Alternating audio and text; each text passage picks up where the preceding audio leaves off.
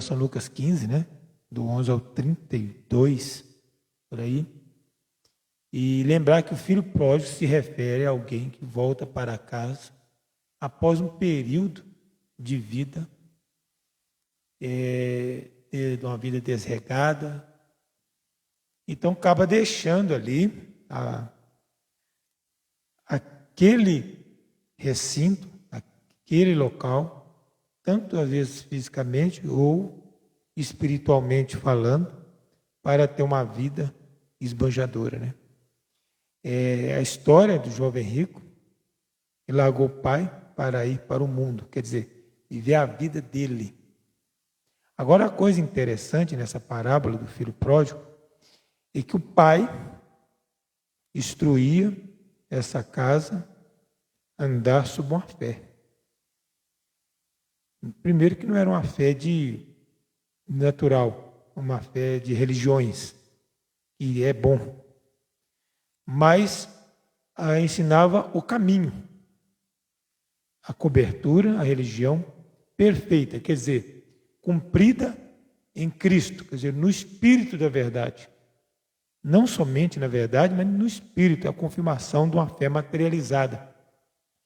Ao ponto do Pai, sobre essas convicções, sobre a tua casa, exercia então essa graça tão grande, um tipo perfeito, né?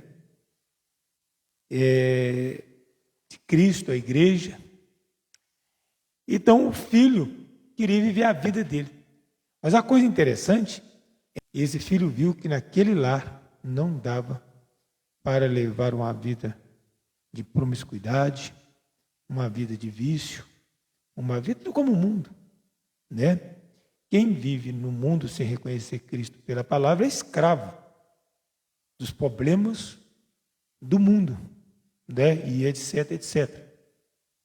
Então, esse filho que ele fez, aqui não dá. Meus pais, aqui não dá para mim fazer o que eu quero fazer. Aqui não vai dar para mim ter relacionamento errado. Aqui não vai dar para mim fazer minhas festinhas, os meus movimentos, as minhas bebedices, porque meu pai não concorda. A fé dele é diferente.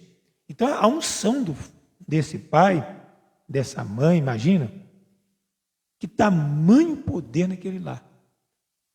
E o filho, eu creio que, como ele foi ensinado o caminho que deve andar, tanto fisicamente como trabalhador, tanto também no espiritual, ele sabia que iria desonrar a casa.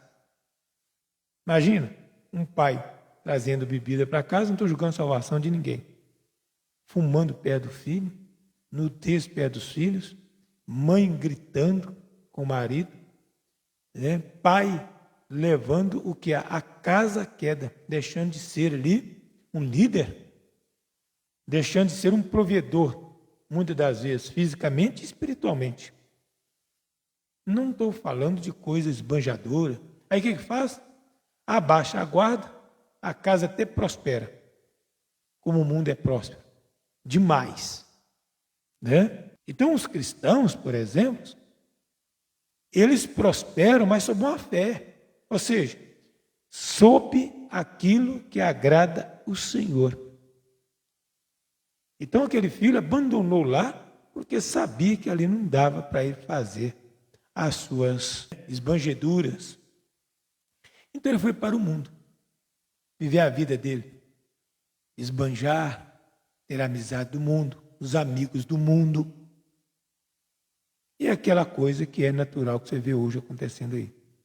Mas chegou o tempo que Deus começou a tratar com ele. E ele fez o quê?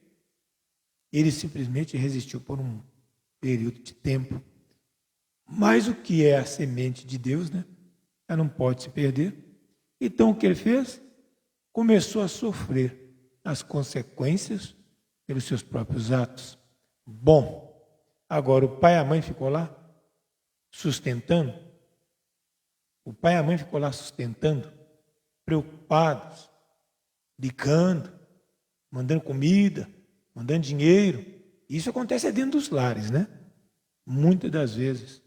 Pais e mães, líderes sustentando o pecado dentro da casa, tirando a liberdade do filho aprender a ser um líder, a mocinha ser uma dona de casa, tá? Submissa ao marido, em Cristo, é claro.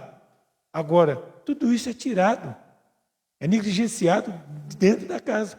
Mas aqui, nós estamos vendo, a família foi abençoada. Por que foi abençoada? Porque aquele filho